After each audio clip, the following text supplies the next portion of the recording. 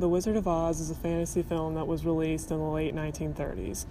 Despite the time period this production was released in, this film had impressive special effects and use of Technicolor that could have possibly been ahead of its time.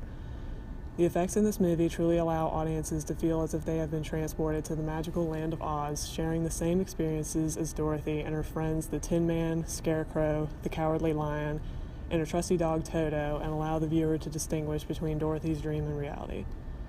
The crew members put in a lot more effort into creating a whole new world filled with unusual creatures and landscapes that help make Dorothy's dream to appear as realistic as possible.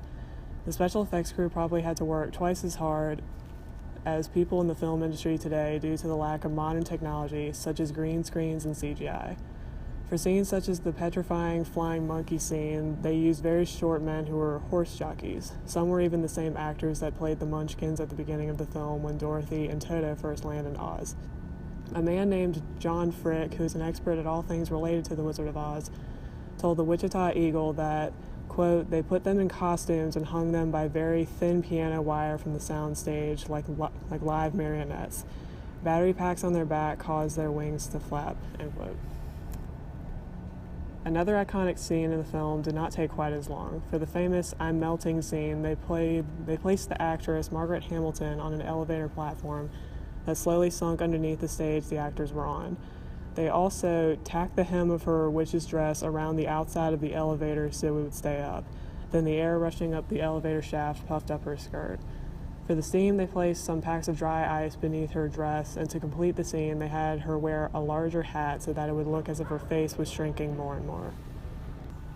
Furthermore, the costume choice and the color of the Wicked Witch's clothes represents the evil in her character, whereas the witch's green complexion represents her jealousy, both of Dorothy and the ruby slippers that only Dorothy can wear.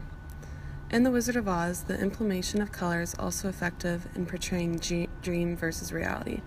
Dorothy's life in Kansas is depicted in a Sophia-inspired tone, while as soon as she wakes up in her dream, the scene is in color. The line, "We're not in Kansas anymore," emphasizes the realization that she is no longer home.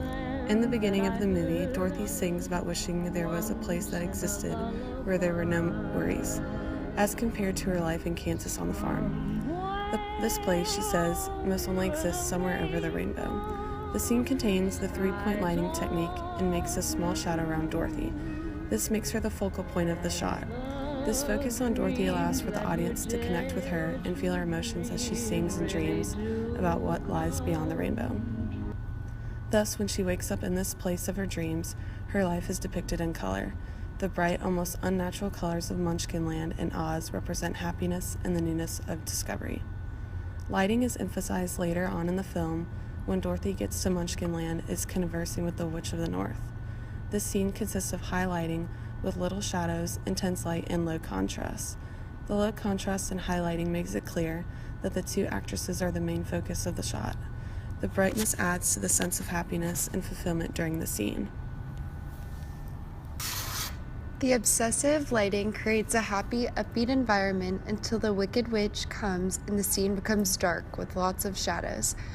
As in the scene and the rest of the film, Dorothy's vivid imagination is parallel to the lighting throughout the film as the audience comes to find out the entire plot was merely a dream. The various scenes of the movie then have different themes associated with color as well. For example, she finds her way to happiness by following a yellow brick road, and yellow is traditionally associated with happiness. Another land in Oz where green is depicted is in the Emerald City, which is green in its nature, architecture, and even in the costumes of the characters which inhabit the Emerald City. The green in the city symbolizes wealth, which Dorothy thinks will help her to get home, the wealth of knowledge and money of the wizard who lives there.